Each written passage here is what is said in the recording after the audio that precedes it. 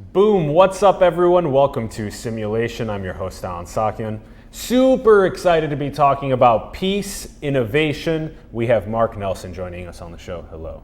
Great pleasure to be here. Thank you for having me. Thank you so much for coming on. I'm super pumped for this show. Me too. And it's great that we finally made this happen, especially after featuring Jingsha on our show on Peace Tech with Piero. That was super fun. And now we get to dive deeper into peace innovation, Stanford's Peace Innovation Lab. I'm so excited to help be a megaphone for pushing the ideas out there further in the space. Appreciate it.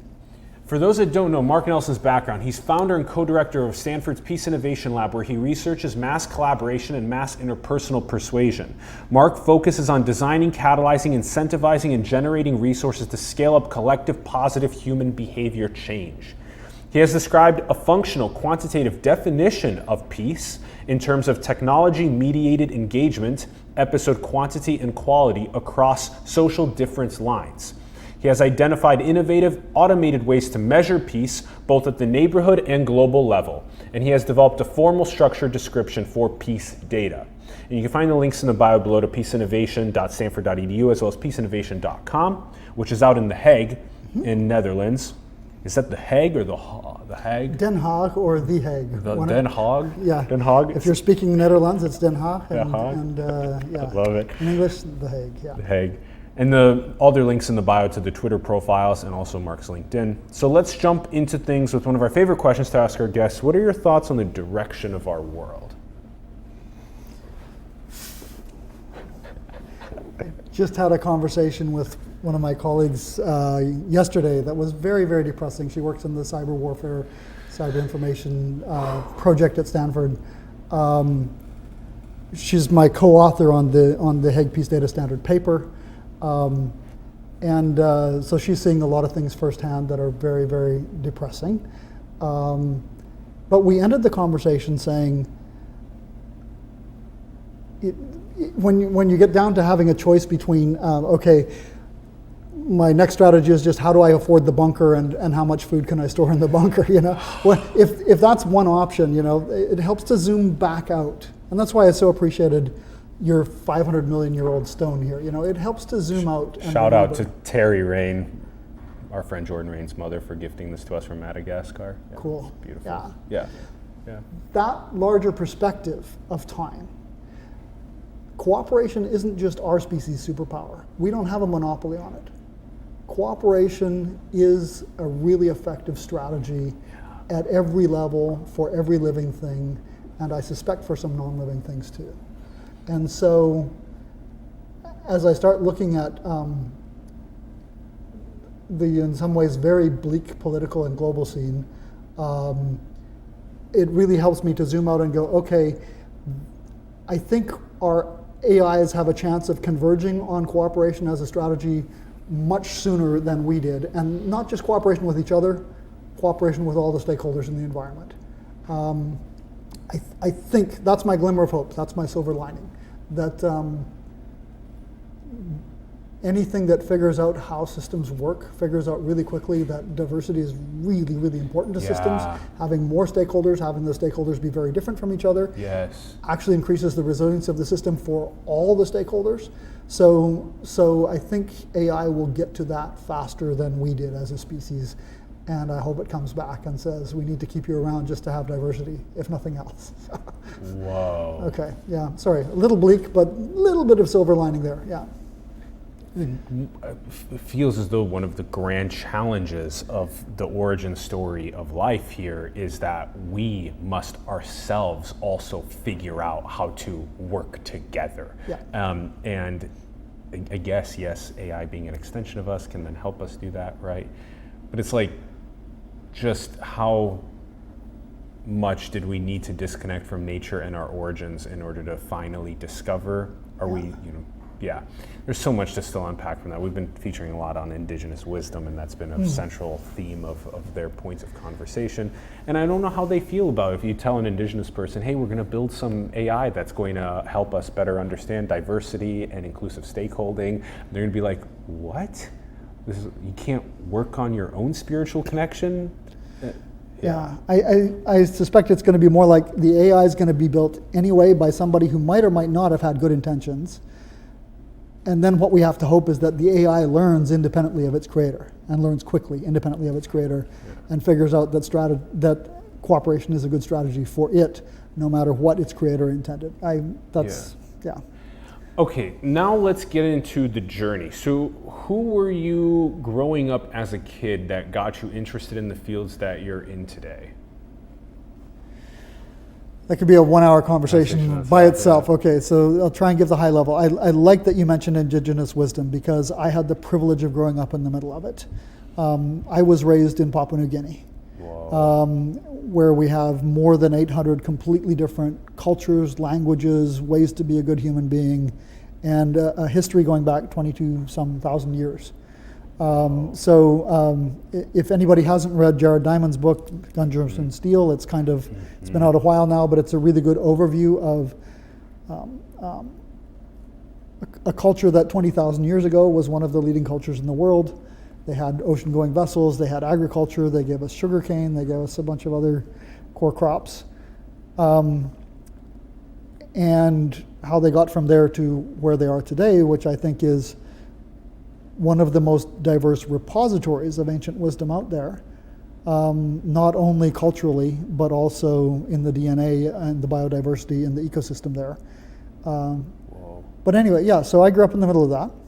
And how did it happen that you were just born there? I wasn't born there. I moved there when I was 4. When you were 4, you moved Yes, there. I was... Where was the birthplace?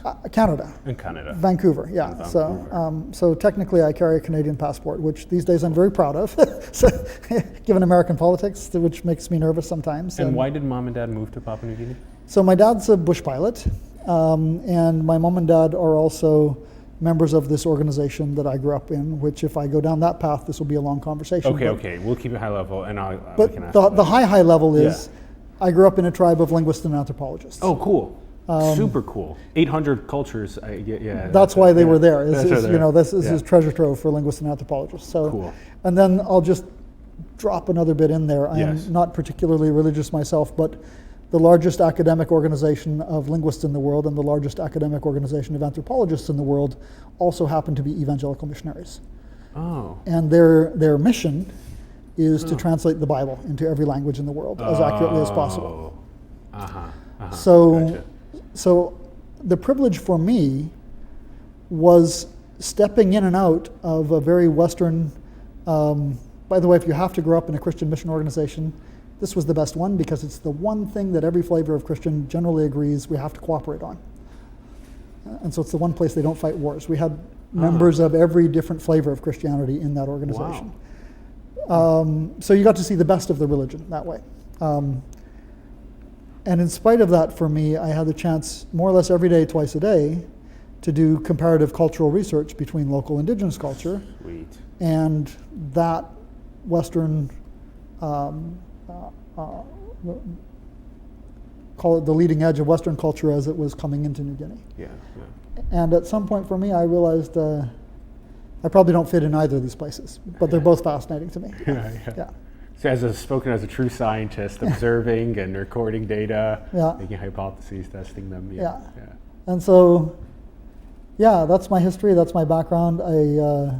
I care very deeply about actually both of those cultures, but I feel like I don't fit or belong in either one. So Okay, and then what was it like then in 2008, the Stanford Peace Innovation Lab, founding and co-directing this now for 11 years? What has it been like, being in Silicon Valley now over the last more than a decade and seeing the emergence of what is, this persuasive technologies being used, and how do we make how do we help spread peace technology? How do we measure peace? All these things. What has this been like? What were those forming moments, especially like 11 years ago for you guys? There's one interesting bit of background that might be a surprise to people who didn't have this particular perspective. I did a significant chunk of my young adult work in Ethiopia, very poor country in the middle of a famine and a civil war at that time in the early 80s. Did another chunk of my career in Haiti in the late 90s, pre-earthquake, but still a very poor country. So I knew something about poverty, and most of my life's work has been around poverty. I didn't think I was working on peace most of that time. When I came to Silicon Valley, as a former banker, I was looking at the Valley and going, okay, in terms of capital and in terms of financial capital, this is one of the wealthiest places on the planet per square foot. Yeah. In terms of social and relational capital, this is the poorest place I have ever worked. Whoa. And like the confidants, right? Like the rates of confidants or the connection, deep connection to neighbors, or that type of stuff. Exactly. Mental health issues. And right down to the cultural level, most of the other strong, stable cultures in the world basically treat stuff as something to be invested in relationships with people. Whoa. And our culture here, and the Western world in general, but specifically here in the Valley, relationships are what you invest to get more stuff. And only one of those ways leads to happiness for these old wetware brains we have. So, yeah. We're swimming in the wrong direction towards we're going in the opposite direction towards material, and that's what maybe that's the reasons for the mental health issues and those. It is absolutely one of them. Absolutely one of them. You cannot get to happiness by having another Learjet or another yacht or another mansion. You just get more and more worried that somebody's going to take more and more of your stuff. You now have more at stake, basically, in a not good way. So dematerializing is actually also not only cleansing for the spirit, but also, in a sense, gives less surface area for attacks. Exactly. Yeah. You know, the thing is, though, telling people that doesn't prevent them from just trying to buy a Learjet to search for that happiness. Also, sadly, no. You know, there's a bunch of folks along the way, and people have gone through the whole thing and then been very wealthy, and I've been reasonably wealthy several points in my life. You have to learn the lesson all over again, and it really helps to have people who have been there ahead of you sort of nudging you and whispering and going, it won't make you happy. It won't make you happy. You know? So, yeah. Damn, swimming in the wrong, financially wealthy and relationship or spiritually potentially in some ways poor. Yeah, wow, that segment was really, definitely need to clip that one. That's a really good one. So it creates an interesting... I'm sure there'll be more of those. So okay, continue. Yes. No, that might be all I got. But it creates a really interesting arbitrage opportunity, because we're good at building stuff in the Valley. And that's not a bad thing in and of itself, but you want to somehow connect it so that the stuff gets invested in strengthening the relationships, gets invested in strengthening the social fabric. Yes. Otherwise, by itself, it's toxic. Yes. And so if you're just building stuff and it isn't for that purpose, then the stuff is dangerous.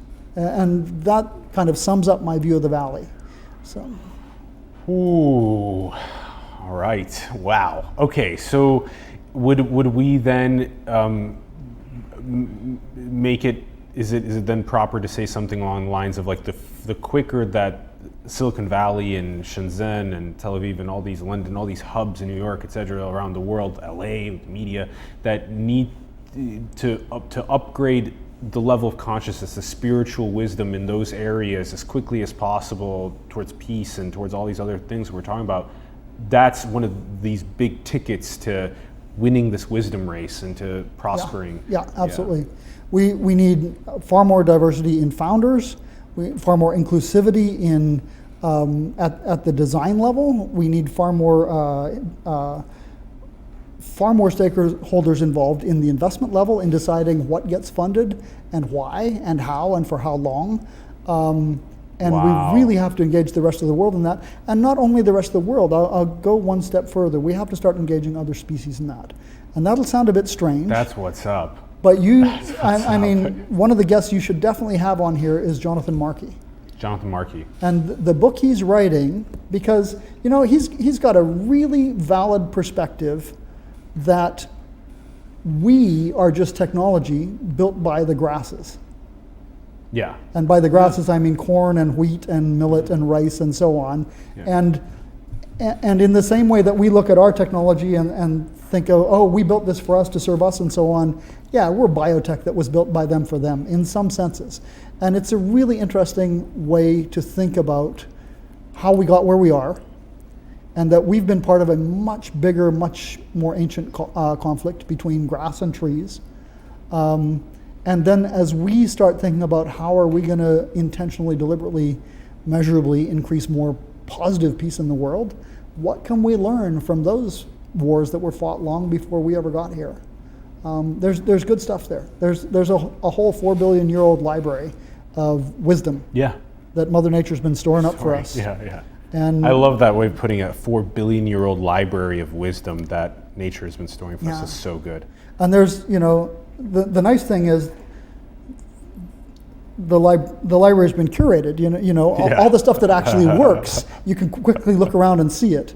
And then, but the in some ways the much more valuable stuff is knowing what didn't work. Yeah. So you can identify those paths before you go down them, and help other people identify them too. Yeah. Oof. Damn. What a fire start to the show. Okay. All right. And then let's talk about then, you over these 11 years, you've done so many understandings of peace that we're going to talk about this peace measurement first. Then we're talking about negative, positive peace, peace behaviors, design, data, entrepreneurship. There's so many things that you guys have been doing. All right. What is this functional quantitative definition of peace? So, turns out that what most of us care about is how people treat us. And first thing we want them is, not be violent to us. That would be nice, And we generally, if it's possible, prefer to even avoid conflict. So this is a golden rule. Treat others the way you want to be treated-ish? It goes a little further, Okay. but in that general direction. When you say the word peace to most people, they start out thinking not violence. And there's truth to that and wisdom to that, obviously. We'll come back to the numbers on that in a moment because there's a surprising finding there. But for most people, the moment you get rid of the immediate threat of violence, what most of us spend most of our time on every day is actually trying to get people to be nice to us, and the most effective way to do that is to be nice to them. And so as a species, vast majority of our behavior is positive and pro-social, or I shouldn't say the vast majority, but a much bigger chunk of that than negative behavior is positive. The vast majority of us is, 6.9 billion of us at any given moment ignoring the other 6.9 billion of us because we don't have the bandwidth to actually engage with everybody. So we're gonna update that number to 7.9. Pretty soon, pretty soon, yeah. And a big part of, to give a quick summary of where we're going on peace tech, a big part of what peace tech is augmenting technology that in some cases gives us more bandwidth so we can actually think systematically about how can I engage positively with more people.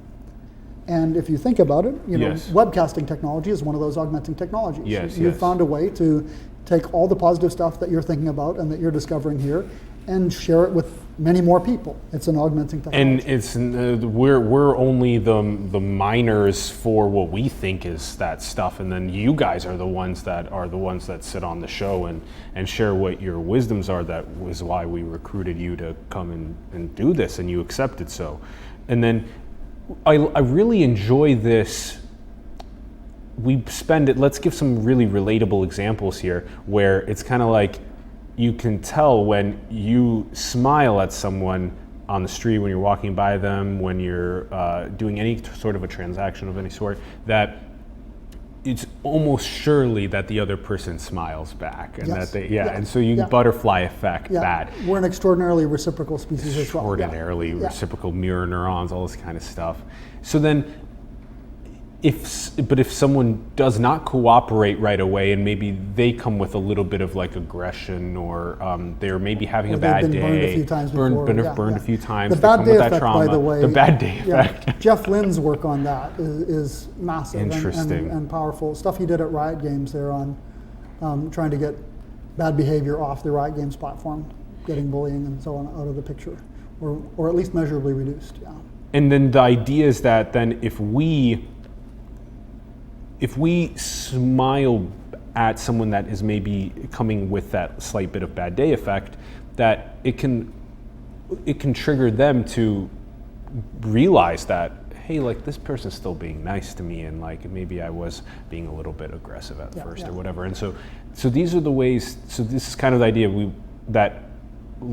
want to be treated well by other people. That's Exactly. Okay. And so that leads us to a functional definition where we want to spend more of our time and resources is around increasing good behavior rather than reducing bad behavior, because it turns out the bad behaviors are pretty rare.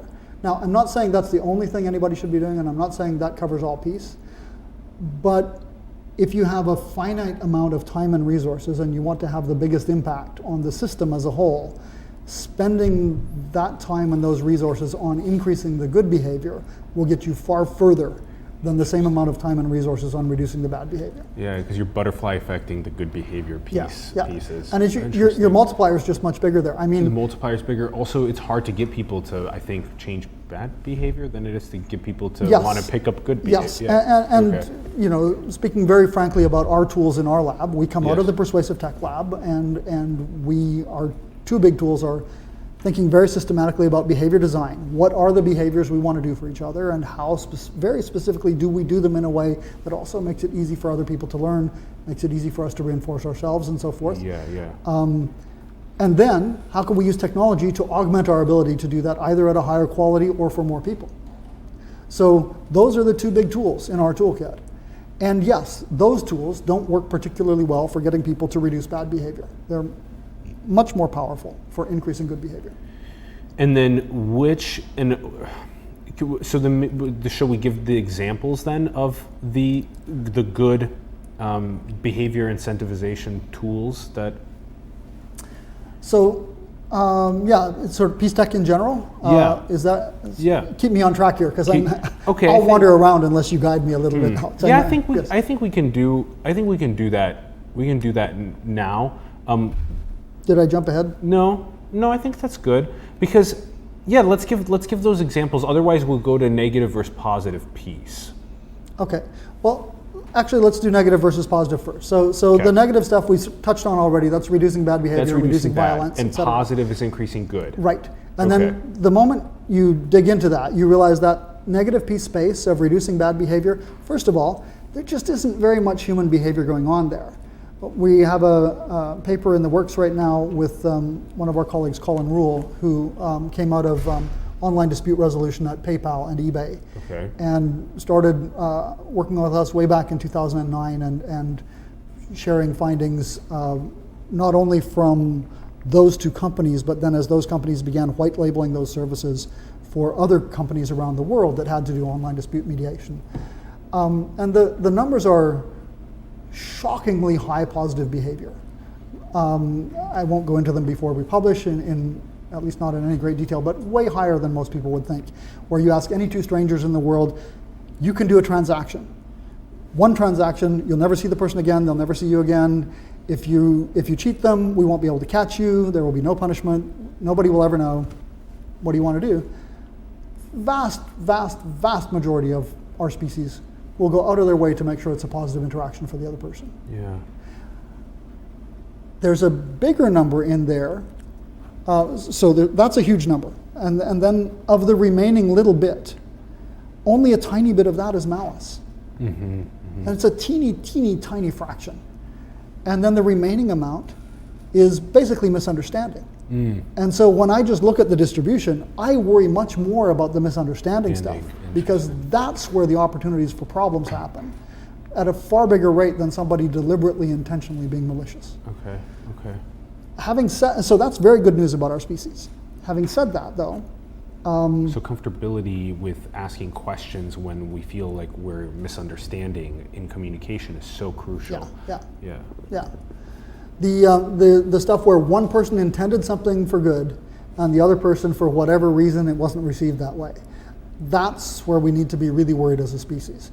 It's not the bad actor. It's not the deliberately, intentionally bad person. Except that now we have technology, and so the bad actor can hire a bot farm and automate the bad behavior. And that's the stuff where, my conversations with my co-author, Rosanna, the other day, she's seeing that kind of stuff out there in a big way. Those are the things that are intimidating, is now we can use technology to really leverage the bad behavior too. And it's generally easier to break things than to build things. So, yeah. Okay, So, and then under positive peace, there's unsustainable and sustainable. Precisely. So when you start looking at good behavior, we have a whole stack of good behaviors. Let's go back to your example of somebody greeting somebody on the street. We're walking down the street. First thing we can do is become aware of each other. Yes. Oh, there's somebody as opposed to nobody, And these, let me just give you the list of the behaviors that happen there. And more now, any technology that we have in our environment can detect that these behaviors happen. So we can look at, for example, your group identities and my group identities as we walk down the street towards each other. And then we can see, did Nelson make eye contact? Mm-hmm. If I did you also make eye contact back, or did you look away? Yeah. If we made eye contact together, did we smile? Did we smile? Did we say exactly, hi? Exactly. Then did we greet each other? Did we stop and shake hands? Did we give each other a big hug? You can see this whole sequence of good behavior, and each one depends on the ones, if I was just walking down the street and you jumped out at me and gave me a big hug, it'd probably freak me out a little bit, especially in San Francisco. Or if you've never met the person. Right, exactly. Yeah. Somebody just out of nowhere gives you a big hug. You're like, wait a second, what's going on these streets that are not quite as friendly as they used to be? Pull that shit on me, I'm going to give you a smack. Yeah, exactly. So you see that there's a sequence to these behaviors as well. And the higher level positive behavior takes more work, takes more understanding, more paying attention to each other, and you got to work up to it, and there's a bunch of skills there. And the most, in the sense, cognitively easing behavior is to just, either not look, because then you don't have to do anything, or just look maybe a little bit. But it's way harder to be super aware of your environment, trying to catalyze positive aura into the ambiance. Right. Even to be super socially aware, period, is really hard, because Dunbar limit, cognitive limit in these frontal lobes, you can really only keep track of so many people at any given moment, and it's not nearly as many as we'd like it to be. Okay, so you see in that example, now we could walk down the street every day and go, that was positive, let's do this again, let's do this tomorrow, let's do this twice a day, let's do this 10 times. At some point we go, you know what, this is just tiring me out now. No matter how good it is, I can't just keep walking down the street and greeting you and having you greet me and we shake each other's hand every time. Imagine every time we passed in the hallway if we stopped and shook each other's hand. At some point it's just like not sustainable anymore, right? Weirdo. Exactly, especially in a city environment, Especially if you're wanting to go to the bathroom or you need to get on to the next activity or whatever. Precisely, precisely. So there's this all of those good behaviors, we can all agree that's much better than people beating on each other. But they're not sustainable. Okay. They're costing both of us more than we're getting back from each episode of engagement. So there's a return that's declining now. Exactly. Exactly. Okay. So think about this as venture capital, social venture capital, and by giving each other awareness, attention, a little bit of communication, a little bit of coordination, cooperation, all of those things are positive investments we're making in each other, in the hope that eventually this will pay off for somebody somewhere that you're going to interact with or that I'm going to interact with, and eventually that'll come back to us. But it isn't sustainable by itself. So what we're trying to get to when we're looking for sustainable peace is when we get over this threshold between cooperation to collaboration, which we define very tightly as mutual benefit in excess of the cost of engagement. Mutual benefit in excess of our cost of engagement. Right. Okay. So okay. What that normally looks like. Which is usually lower? The mutual benefit is lower with the cost of engagement over time? It can drop, yes, as we get, so what happens the moment we get over that threshold, let's say we do some kind of economic transaction. We're doing one right now, I hope I'm building your viewership, I'm hoping that more people become aware of you and reach out to you on Patreon and so on, and economic activity results from this. Because if economic activity... And your idea spread. Do be, support simulation, support the programs that you believe in. It's a win-win, guys. Win-win. I mean, what we're all looking for. And this gets us to positive sustainable peace. It's all about discovering those win-win opportunities to create excess value for each other. Okay, so growing the pie. So we want to create opportunities which grow the pie. Exactly. Yeah. So it's system level, and in precisely that sense, it grows and your the pie. awareness of Peace Innovation Lab is increasing, and the awareness of Peace Tech is increasing, and the memes are spreading. Exactly. So that's okay. So win-wins Absolutely. is what we want to create. Wouldn't be. I couldn't afford to be here if there wasn't a mutual win-win. Exactly. So then taking us back to the example of the two people walking on the streets, it'd be like, what behaviors do both of them need to have in order to make a mutual win-win? Exactly. So if it's win-win to kind of both be like just a quick hello and just keep going by. If you're in a rush to go somewhere, that kind of stuff. I mean, imagine you're walking down Market Street here in San Francisco, and every single person wants to say hi. Say hi to you, that just gets cognitively impossible really quickly. For them too, by the way. So kids do that sometimes. Yeah, kids sometimes do that. And people who are coming from the countryside, never been in a city before, feel this obligation to. Well, how could you ignore somebody? You have to greet people, and they learn pretty quickly. But so. That's the kind of thing. You get in a different environment, you start looking for what are the behaviors that reduce cost and increase benefit for more people. And when you get over that threshold, when we now have an episode of engagement where we can say, that got us more mutual benefit than cost. The nice thing is some of that benefit can go to you, some of it can go to me, and we can leave a little bit on the table to reinvest in making our next episode even better. Okay, good, cool. And so at that point we go from sustainable to scalable. Interesting. Because when we can start reinvesting a little bit of that surplus, now we can grow. So unsustainable positive piece is when we're doing things that are they have a cost and they have a low value. There's a cost and there's low value. And then, but a sustainable positive piece is when there's a high amount of value and we've reduced the cost and we're very vigilant about the way that we structure things in our world to make pretty that much. There's a whole cycle there as well. So we have to be able to do something where we create high value for each other. Then we have to make sure we distribute that value fairly. And we have to make sure we reinvest a little bit of that into making the next interaction even better. Otherwise it was kind of a waste. Okay. Yeah. Okay. Whoa. All right. And this is already so interesting. So, examples of companies being measured and improving performance. And Joe, yes. I want to touch on one more thing before we jump into that. Yes. Once you start seeing peace this way in terms of behaviors that people do, and then you start seeing positive peace and going, okay, getting people to do positive behaviors for each other is much more interesting than reducing the bad behavior. And also, it's the only way to get to sustainable, scalable peace. Okay. There is no way to reduce the bad behavior to scalability. That you can reduce to zero, but not if you reduce all the bad behavior in the system, all you have is people ignoring each other. That's not a world that we all want to live in, right? Yeah. The interesting thing here is when you start seeing it this way, you realize that the crucial difference that allows us to discover those mutually beneficial things that generate new value, the crucial ingredient to that is our group differences. Yeah, the diversity. Exactly. If we are exactly the same, we got nothing to offer each other. Yeah. We're pretty much just competitors, and the best thing we could do for each other is move as far away as possible from each other. Yeah. But if we're different in some way, then across that gradient, that energy gradient where we're different, there's at least the potential to create new value for each other.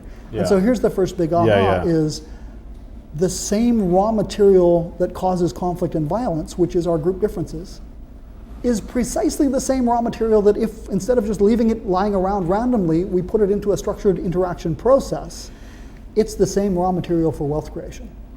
It's the same raw material for making progress. Yeah. So differences between humans across this planet are exactly, if we know how to, this is why questions are so important. We just did a TEDx talk on this last year in SF, and just asking powerful questions basically mines in a way that if the other person is comfortable sharing and stuff on those subjects, that then it mines these beautiful pieces of value in the differences between each other. What are your thoughts on free will? What are your thoughts on modernizing democracy? What are your thoughts on your deepest values and principles in your life? That can unleash so many cool conversations and potentials, and you haven't heard of these positions that people hold on these. Especially when they're open-ended questions. Open-ended questions, so crucial. So this is shout out to one of my early mentors, Dr. Tim Brown, who pointed out to me when I was 18 and 19 that forget about the answers. Go in search of the questions. Go in search of the questions. You know, I love it. And when Tim you Brown? find those, Tim Brown. He owes us money. He owes- I think maybe we all owe him money. I'm only And when you find those good questions, hang on to them and keep asking them, because the answers Yes, get better and they better do. and better. Yeah, They do. So, yeah. That- Wisdom to live by for me. Yeah. So. Yeah. So okay, interesting. So Tim Brown on questions. Wow.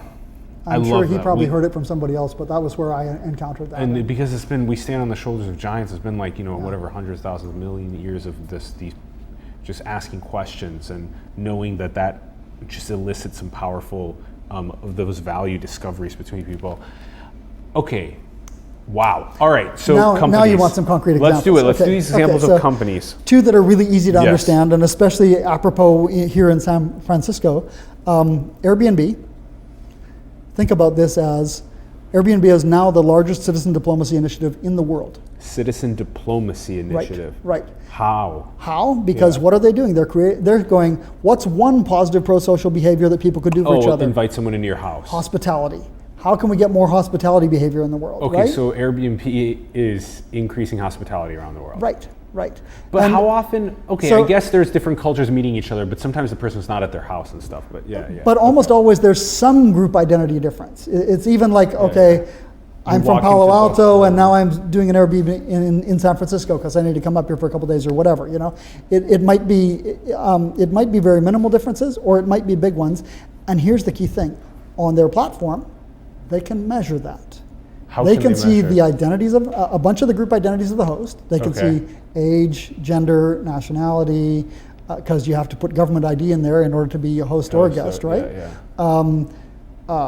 They have a pretty good idea of people's socioeconomic status. They have a bunch of other data where they can see, they can infer ethnicity. They can infer a whole bunch of things, and so every night they can do this beautiful measurement that says we had this many, I'm Canadian, if we want to know about the relationship between Canada and the US right now, Airbnb can give us a daily ticker that says, last night this many Canadians and this many Americans hosted each other in their homes. That's so cool. And this many of them were happy with the outcomes of that. Mm-hmm. And this many of them statistically are likely to come back and do it again.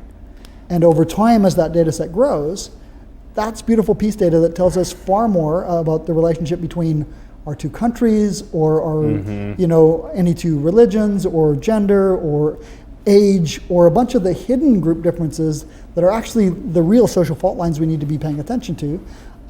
It tells us far more about that stuff than anything from the new census will tell us, for example, Whoa.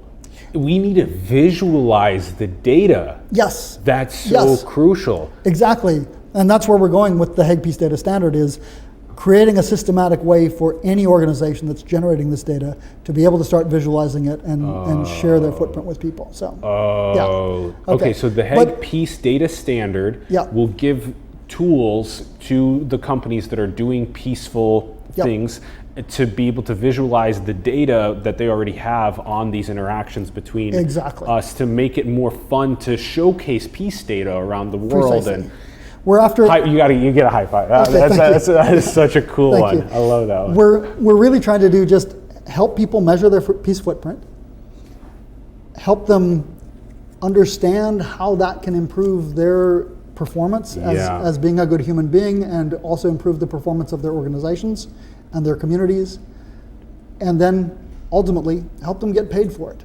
Yeah. Because there's a big structural problem we're trying to address there in global capital markets. Yeah. And so if you want to sum up all of our work with those 3 points, that's kind of it right there. But let's go back to Airbnb for a second, because I like this example because it's got a bunch of unintended consequences as well. For those of us who pay rent around here, cost of housing has gone up like crazy. That's an interesting nuance point. Yeah. Partly because of an unintended consequence of Airbnb. Yeah. Ask any finance major, what's one way to drive prices up in a market where the bid and ask hasn't changed? Securitization. So if you take a big house that costs $3 million, we're in the Bay Area. If you take a tiny little house that costs $3 million, and you then say you don't have to spend $3 million. You can buy one of the bedrooms. And, you know, instead of just buying one of the bedrooms, you can buy one of the bedrooms for a night. Suddenly, it's chopped up into smaller pieces. And the moment you do that, many more people can afford it. And when more people can afford it, what happens? Demand goes up.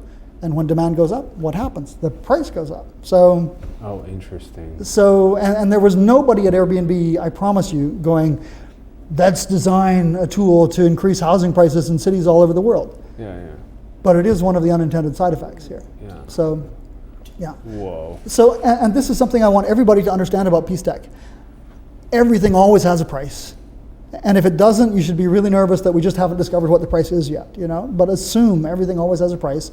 And so as a society, we need to make the decisions about designing and deploying these kinds of technologies collectively, together, carefully, in ways where we can mitigate those prices in some way. Yeah. And would a price be if I like ask you a question, just, you know, hanging out, asking a question, and then the price for you would be your time that you're investing? Yeah, if it's as simple as answering that, my time, my energy, and maybe something else that I was going to do with the information that I give to you instead, or stuff like that, you know? Okay, and then there's the unintended consequences at the Airbnb level. Okay, Right, yeah. So there's a price to all of these. Right, and so now we go back. You remember what I was saying? The deliberate intentional malice is a tiny, tiny fraction of human behavior.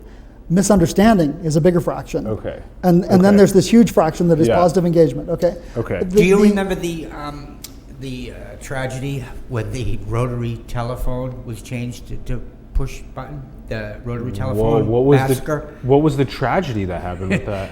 There wasn't. I'm just kidding. Oh, there's a joke? It was just disruptive technology that just. Oh, from the rotary to the push button? Yes. Yeah, but it was a that was a disruptive technology. If you're in the business of building rotary telephones. Oh, yeah. Oh, but wasn't it the same? Maybe. Never mind. But yeah, it was disruptive for some people who had muscle memory for doing this. And then suddenly they have to remember which actual number to push. And that's actually, it's like, wait a second. Here in the Bay Area, the ferry boat companies pre-Golden Gate Bridge were like, nuh-uh. Right. Nuh-uh. Right. Yeah, and then so because the ferry boats were really, really also happy with carrying cars across as well with the people. Truck drivers are next. There's lots of disruptive technology right around the corner that we have to. Interesting. I mean, one way to look at all of these is to, rather than just categorizing, well, these technologies are disruptive and those ones aren't. Every kind of change is disruptive. Every kind of change will benefit some people and cost some other people. Bring it on! And as a society, we should make choices collectively to say, as long as it net benefits more people, then we should consider doing it. But if the net benefit is only to a few and it net causes pain to a bunch of people, we should really think about whether we should allow that to be permitted. That's right. Yeah. Okay. So now, the other example. So the more controversial one, you know, and I've got a couple of sharing economy examples here, just because everybody's familiar with them. But I'm gonna generalize this in a moment. Uber is the other lovely one, and the thing that I like about Uber here is you can look at the group identities of the driver and the passenger. You know, my driver coming up here today was from Indonesia. We had a lovely conversation about politics of Jakarta and so forth. And see, you were able to, you saw the diversity, Yep. and you were able to ask questions or engage in a dialogue and learn the interesting things. Right. Yeah. Okay. I mean, you see it right away. Even if I had just sat there silently the whole journey and he'd sat there silently the whole journey and we didn't actually know some of those things about each other, there's some visible difference we could see just by looking at each other. He was older than me. I heard him, when he was pumping up gas, I heard him talking to somebody. I could hear his accent and go, okay, he's at least from South Pacific somewhere, you know. And he can look at me and go, okay, he's probably from North America somewhere or Europe somewhere. Yeah. Even if we hadn't actually interacted, we had an episode of engagement there where we created strong mutual benefit for each other. I didn't have to drive. I got an hour where I could work and have a great conversation in this case, you know. He got income. Yep. And he saved me having to have a car in the Bay Area that sits parked most of the time while I travel, you know. So I'm very happy to give him that income, and he saved me massive hassle finding a parking spot in San Francisco, which is not a small thing. Yes. So that's like half the Uber trip value right there, you know. Yep. And so we were able to create mutual benefit for each other, and there was enough left over that Uber can reinvest in making the next episode of engagement between the next driver and the next rider a little bit better. Okay. And that's why they're a unicorn. Yeah, yeah. So this stuff really drives economic value. And that's something that a lot of people don't understand here. They talk about the peace dividend as, what we would save if we weren't spending it on weapons and hurting each other. It's like, it's way bigger than that. It's how much value we could actually create for each other if we refocus that person power, brain power, manpower, woman power on systematically thinking how do we design stuff that's good for each other instead of designing stuff that hurts each other, you know. Wow, yeah, when you speak about it with the perspective of missed value creation, Yes. that really speaks. Yeah, most people are just thinking about, including myself prior to this, really just like, oh yeah, $800 billion military budget, you know. But that's part of the conversation for peace. Another part of the conversation for peace is, like, if Uber could visualize all of the data of these interactions and show the richness of you two having a cool conversation about the politics of Jakarta. And they can, and if they want to reach out to us to do that, we'd love to do that with them. So hello. You know, Ron's got a guy at Uber. He's got a guy. If there's anything you need tickets, plumber. I got a guy. Yeah. So by the way. Yeah, but really though, let's just hammer that point home. Any organizations around the world that want to visualize peace data, please work with the Peace Innovation Lab. Absolutely. I love that. And part of what we're doing with that Hague Peace Data Standard is we're making it easy for them. We're creating a standardized way that any organization that's using technology in their daily operations can measure their peace footprint. It doesn't have to be a tech company. It doesn't even have to be a business. It could be a government department or ministry. It could be an NGO somewhere. It could be a community that just wants to measure the peace footprint in their neighborhood. I love that too, measure the peace footprint. And it can be just as small as like this little neighborhood. Oh, well, actually our little, 12 homes in our area, well, we get together once a week and all talk about how things are going in our lives. And then all of a sudden we have a potluck dinner or something like this, exactly, yeah. There's all these tiny little things that people can then see, I can actually do this, and I can measure how much more peaceful it made the world. Yeah. And I can measure across which difference boundaries and at what level of quality.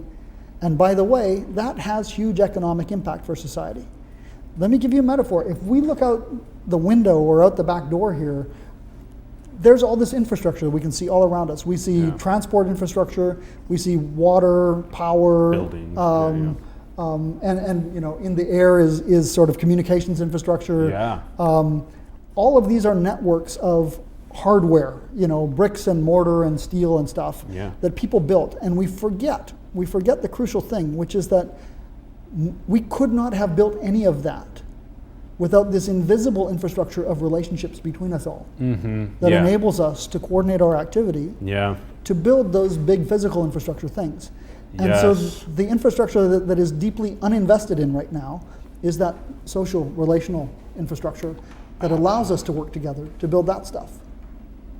I love that. We've been, for the longest time, you were commenting about the images that we have up there on the wall. One of them says 100 billion plus humans built civilization. So when you walk around on the streets, to really think deeply about all the buildings and the cars and the transit and all the communications infrastructure and all the plumbing, electrical, all these things, how they actually got there. But then you take it a step further by talking about the relationships that those humans had to have to each other to cooperate, to put all that together. And then, of course, the gratitude and humility that comes with that, just deep feeling process into that. And then what could emerge then if we really dug deep into those invisible relationships between each other and maximized those? And how do we make them investable? That's a really crucial thing right now, is we've got big pools of capital that if they don't have good places like that to go, where they can see, okay, by investing in somebody doing that potluck in the neighborhood, or name your company, name your startup for getting people to do new positive pro-social behavior.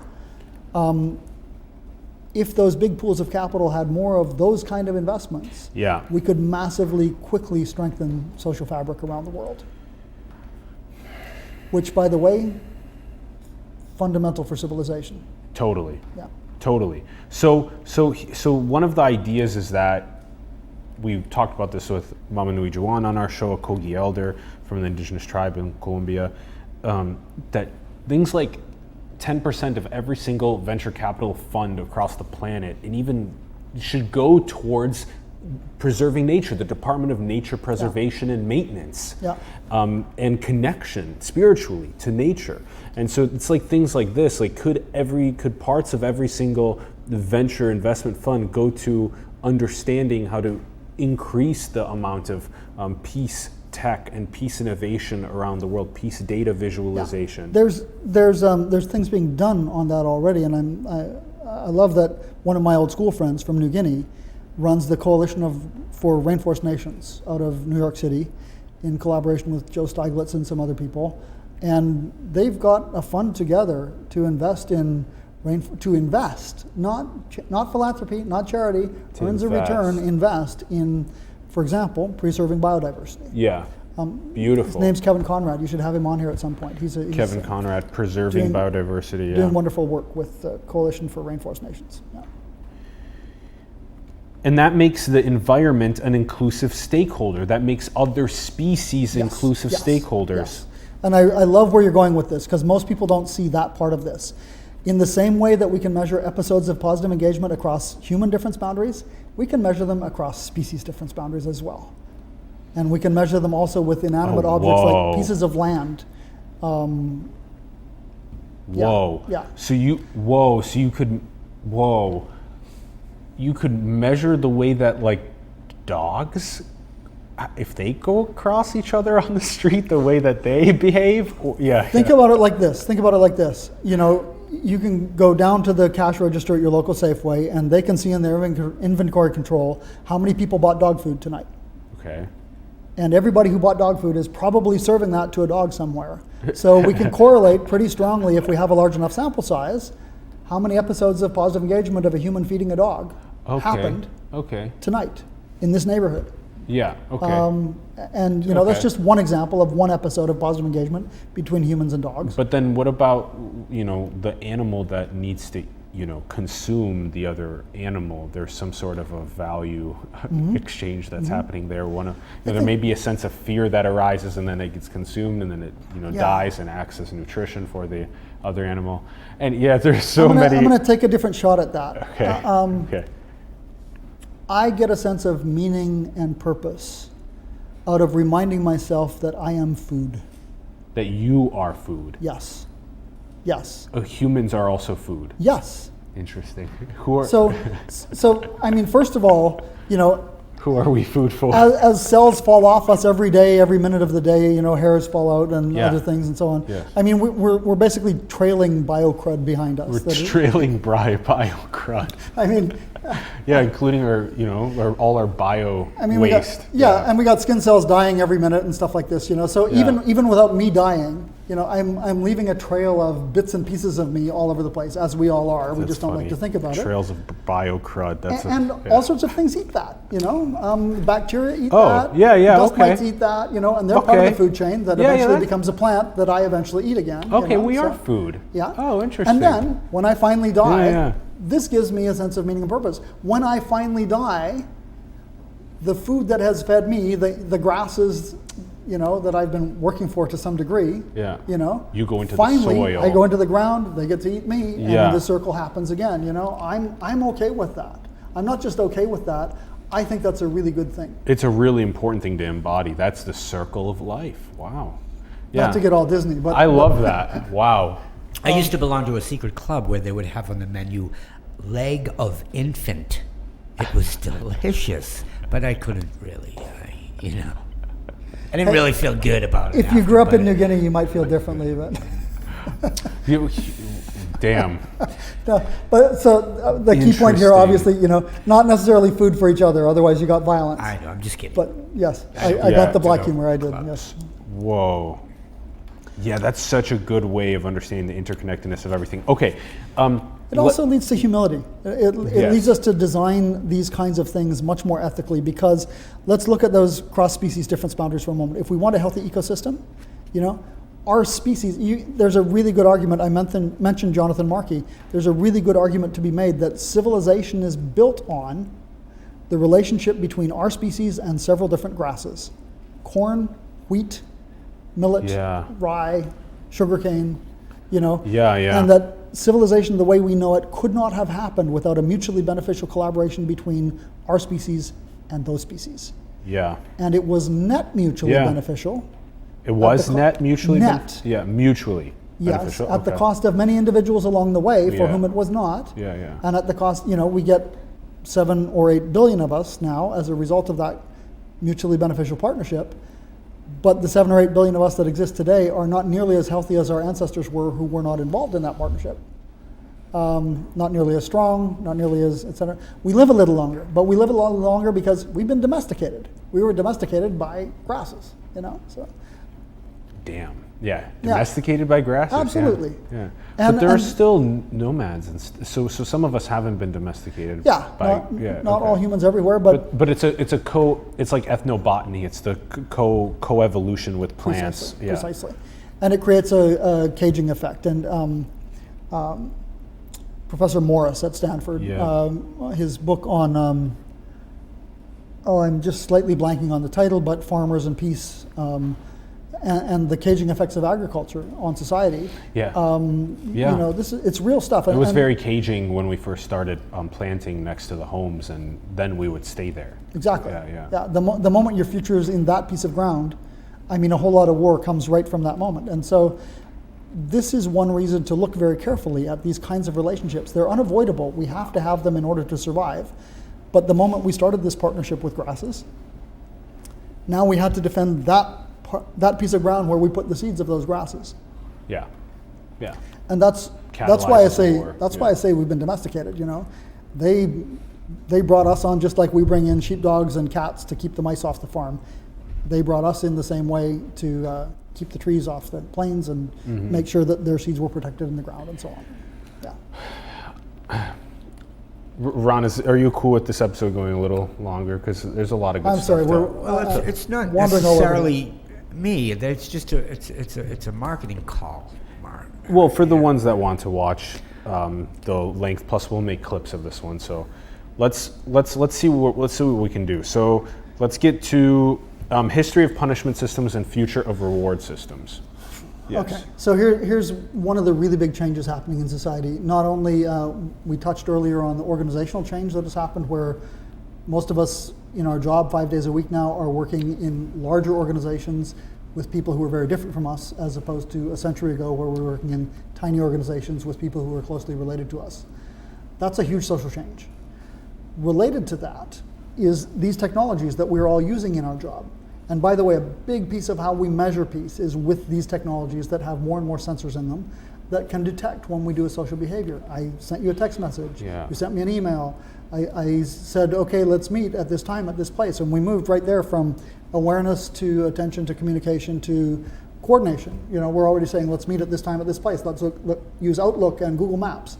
Those are coordination technologies, So, and then I used Uber to get here. And so I went squarely into let's actually do an economic exchange to make this happen, So the point here is those technologies are augmenting our cognition in a massively important way, because before those technologies, I never could have discovered my Uber driver. And you couldn't yell loud enough for me to hear you in Menlo Park from San Francisco. And so, none of this could have happened without those augmenting technologies.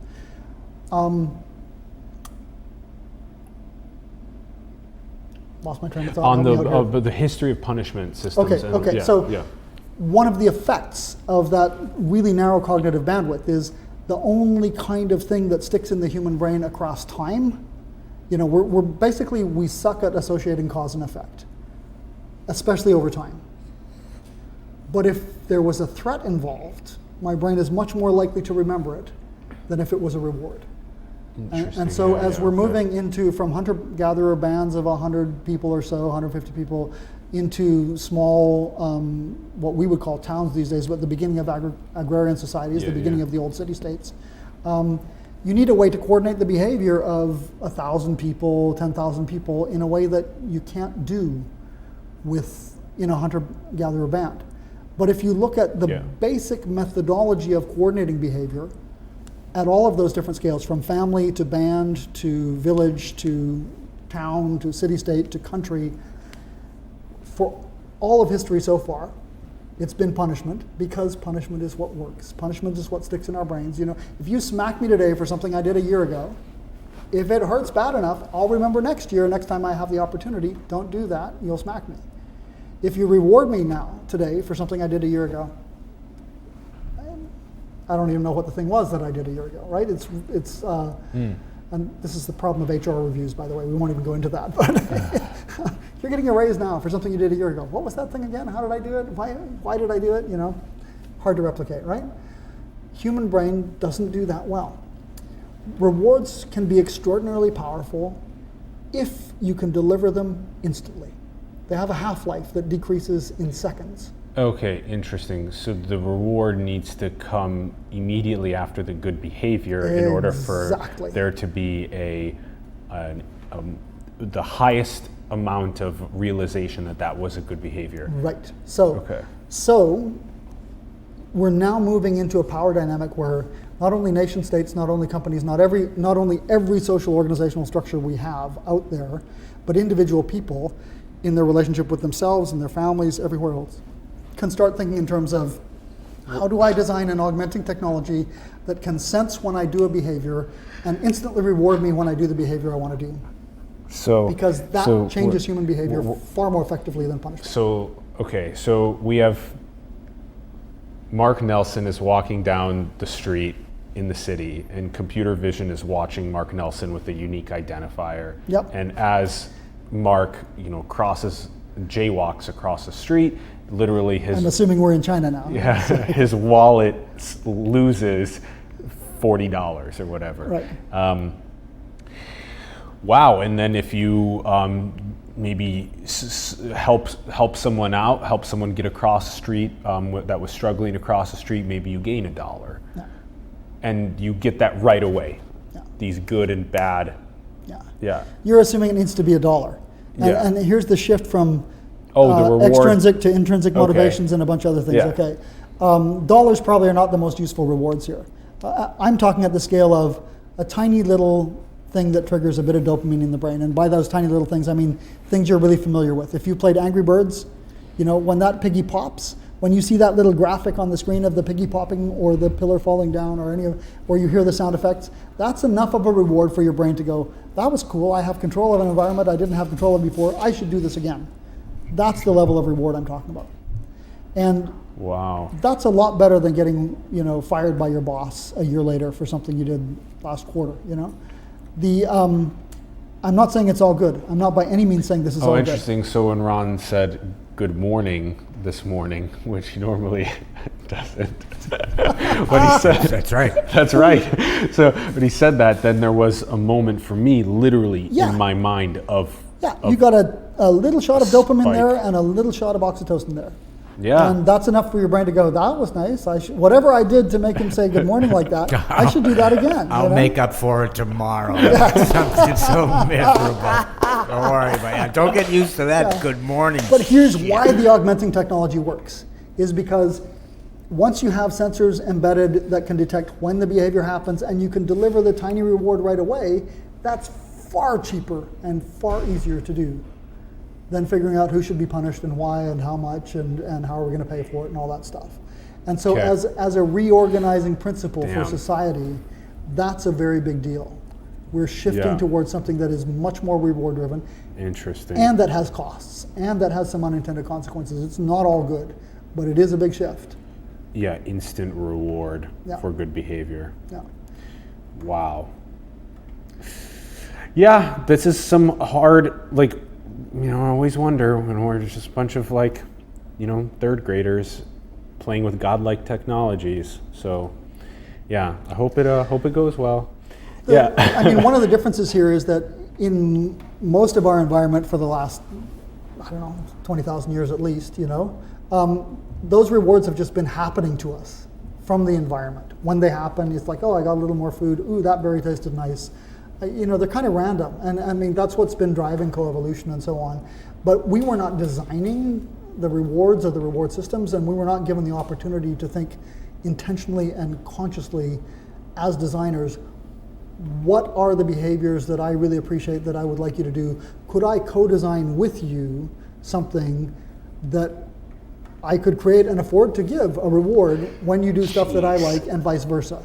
And can we begin to be intentional and deliberate about that? That's where we're at now.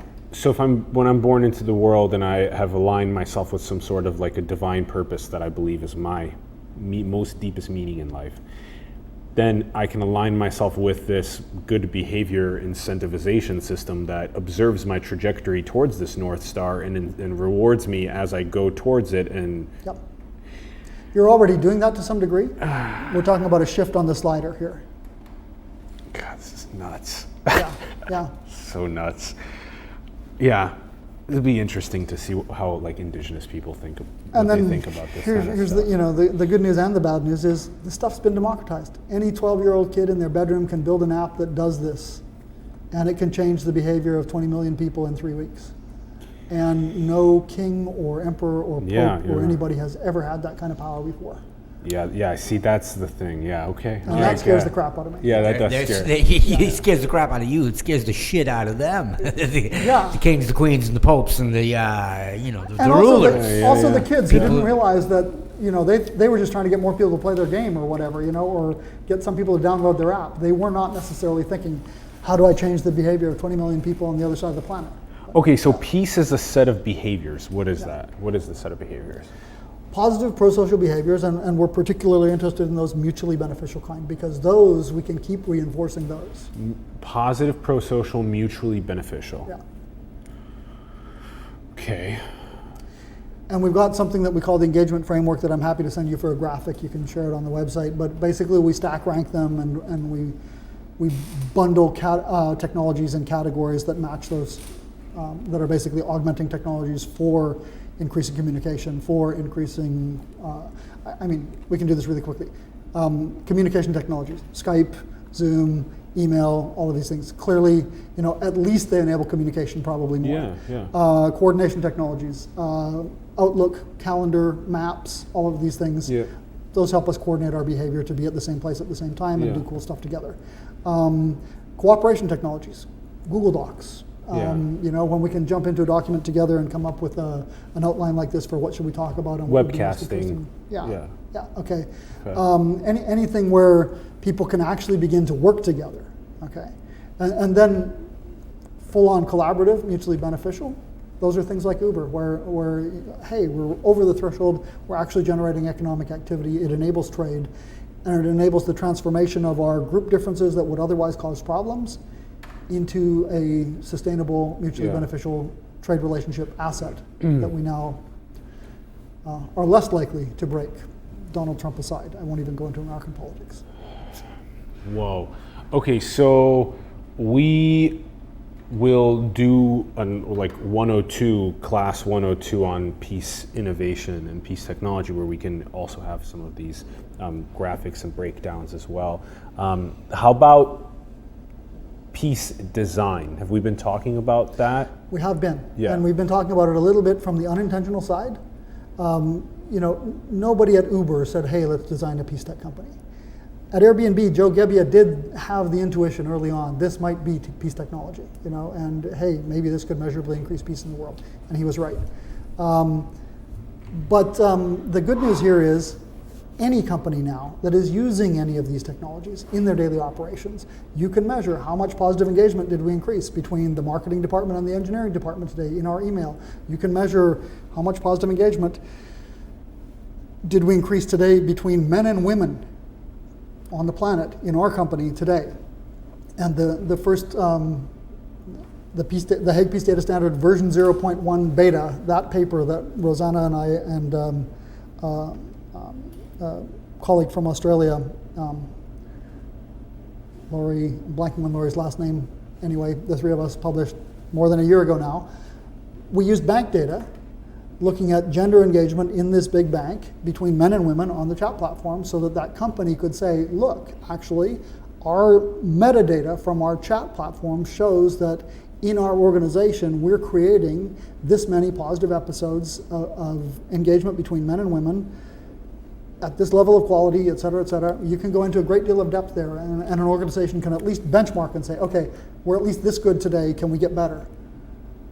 And now when Deloitte comes in and says, we've got an intervention to sell you to increase gender engagement, they can say, great, let's test it, and let's test it against the one from McKinsey or whoever else and see which one actually really does make the most improvement. So we can create these digital twin simulations of peace tech. Yes, Lori Lockley was our other co-author. Sorry, Lori. Lori Lockley. Yeah. I was going to mention this, the Dunbar limit. You're there. We're all there. I hit my cognitive limit. I mean, you've met Nicole and Victoria and Margarita and the whole team. I'm a tiny part of a composite person with my name that I'm kind of the face of, but there are a lot of the brains behind it. So yes, the team. So we can do things like create like a digital twin simulation of what an organization's internal structure is of relationships, and then we can deploy a peace tech into that simulation, see how it affects it in a day, and then maybe try that in the physical world. And a big part of what we do with organizations is say, we can teach you how to do this yourself internally, so that you can design your own interventions with each other, for each other, by each other inside your organization, as well as easily pulling in best practices from others. That's great. And what would one of those look like? Oh, we've got all sorts of custom things that they come up with for themselves. Now I get under NDA with some of our industry partners and so on. But we can skip, and then we can always revisit as they can come up to the surface. We'd love to essentially, we've got a process, and here's where I think we get into the ethical deployment of these things. For us to drop in and say, "Hi, we're from Stanford. We have a great solution for you here. Buy and deploy our peace tech," would be disastrous. That's why you come in potentially and ask them questions, learn about them, and say, have you considered something like this? What would that look like for you? Yeah, and we have a very systematic process to come in and say, let us teach you how to design this stuff for each other. For each other, yeah. Because the only expertise we really have is teaching people how to build and design this stuff and how to ethically deploy it. That turns out to be far more ethical as well. I love it. And for us getting more peace tech out in the world, it gets many more practitioners building this stuff. And that's the Hague Peace Data Standard, is the ability to go and help these companies. First of all, measure their peace footprint, and eventually start getting recognition for it.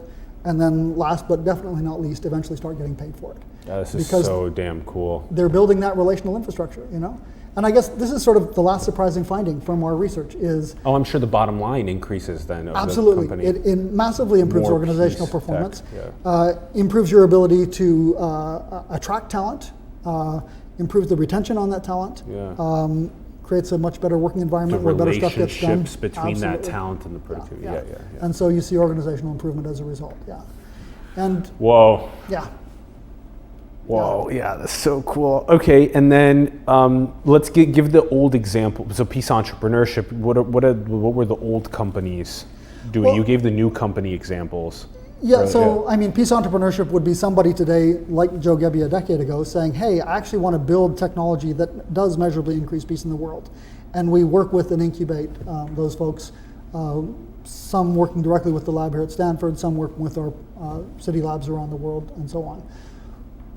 The big aha here, though, is now that we can measure peace behavior like this, the surprise is where it's happening. Because most of it is happening in the workplace. The place where most of us spend most of our time interacting with people really different from us is 8 hours a day, 5 days a week at the office. Interesting. And the place where most of us are willing to go back and try again, even if it kind of sucked today, is at the office because we're getting paid for it. Yeah. And it turns out far more episodes of interaction between people who are very different from each other happen at the workplace. Are happening in the workplace environment. There's a high concentration of people and diversity versus Exactly. going back home, you're just with your family members, Precisely. maybe a couple of their friends. So the workplace is where we're all getting our exec ed on how to get along with people who are really different from each other. That's so funny. That's where we're getting our education, for how to get along with people. And interesting. Nobody thinks. And some school, and some school too when we're growing up. I mean, some of that early days is hopefully what allows you to function in the workplace. Function in the workplace, Okay. But nobody's thinking, oh, where's the most peace happening in the world? Oh, it's happening in the office. But it is, once you can measure it, you start realizing, actually, yeah, that is where it's happening. Damn. And so that's why It's a whole new view on relationships between people and the peace data that's actually coming from that's invisible. Yeah. So there was, to build these metropolises, to build all of the things that we're so grateful for, shelters, food, water, electricity, internet, all these things that there were so many peace relationships that they made it's that. It's all built on peace in some ways, yeah. And I it's love easy that. to look back in history and see the conflict, because most of history is just a record of the conflicts. And all the cooperation is largely invisible. All the because our cooperation brains is are wired invisible, to notice to look at the conflicts violence. and the Yeah, violences. exactly. Yeah. There's a big plundering happening. Of course, that's a problem, but at the same time, it's like whatever the multi-hundred years later, we're not thinking about the thousands of people that had to work together to move those resources, construct that, design it, make it and livable. to undo all the damage that came from that one And episode of big undo plundering and the exactly. damage. Yeah. And then so most of the piece is happening in the workforce, which is wow, nuts. Didn't And think right about now, that. companies are not getting any recognition for that. And so that progression of, first of all, start measuring it there. That will give us a big sample of most human pro-social activity right there. Second of all, start giving recognition to organizations for the amount of peace they're creating, because that's building that relational infrastructure, that social fabric. That's where we're actually building social fabric. And then third of all, change market signals, because that stuff is really valuable. So let's get them paid for that. And then that makes it investable, so that those big pools of capital in capital markets, the pension fund that has to pay for your pension, the insurance fund that has to pay your life insurance and your health insurance, they can put that money into more of this stuff that builds that relational infrastructure, as opposed to going, crap, the only thing that I'm actually allowed to invest in that gets the returns I have to invest in is something that is building cruise missiles or whatever, Yeah. That's a deep structural problem. That's a whole other episode to go into. Okay, and just on peace finance and peace investments. Yeah. That kind of led us a little into. That's exactly where we're going here. Is by creating not just hey, you should get recognition, and you as an individual and your team and your department and your company and your industry should all be getting recognition for this stuff, because now we can measure it. It isn't just that. It's beyond recognition. You should be getting paid for this. So it's about creating a price signal for the value of peace in order to make it investable. A price signal for the value of peace to make it investable. Yes. Okay. So that we can divert capital flows away from those things that right now are. Let me just give an example. I think it was more than 10 years ago now, the Gates Foundation was investing in anti-malarial stuff in West Africa, if I recall correctly. And if I get the details of this wrong, sorry, Bill and Melinda, but roughly it's like this. And they were, it's a foundation, so they have all this principle that they invest in capital markets and they earn a return, and then they take a little bit of that return and give it in grants every year. And they were giving the grants to try and mitigate malaria spread in West Africa. And their principal was invested in oil companies that were causing a bunch of chaos in West Africa, that was making the interventions they were doing with their interest really impossible to deploy in West Africa, or really difficult to deploy. And so, and it's just it's a really basic calculation about how much capital you have at work. When you've got this much capital at work drilling for oil in the Niger River Delta, and this much capital, the interest on it, available, some portion of that, some tiny portion of that available to try and reduce the spread of malaria there. And it's really hard to get people in there because there's a civil war being fought right there, because people are drilling for oil and people are fighting over the oil. You just look at the budgets and go, this amount will always cancel out this amount every time. And so what we need is a systematic way to divert a bunch of this into these sectors that are structured as for-profits instead of NGOs, instead of foundations, instead of philanthropy, instead of charity, because philanthropy and charity is not where peace is happening. It might be where some violence reduction is happening, but it's not where peace is happening. It's the for-profit workplace where peace is happening, because that's what's paying the bills for us to all get that executive education on how to learn to work together with people who are different than us. And by definition, different is up and down your supply chains, up and down your distribution channels. All you got to do is, meet your customer, and you meet different real quick. Yeah. And for our next sit down, we'll touch more on these subjects, and we'll touch on the mimetics, genetics conversation as well. Well, I'm excited. I'm looking forward. I think there's to like that. 6 conversations that I want to have with you now, and we barely scratched the surface of the first one. But yeah. Good. I'm glad. I think there's a good amount of these games of what we call tennis to play still, and to unpack more of these good wisdoms. Quick on the way out, we ask our guests if they think that did you come into this Earth suit to play on this planet from somewhere beyond this physical world?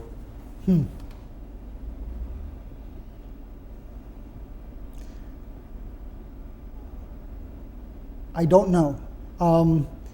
It seems very unlikely to me that we are the most supreme beings around. It also seems very unlikely to me that whatever supreme beings there are particularly resemble the things that different religions call God. That seems highly unlikely to me. I think the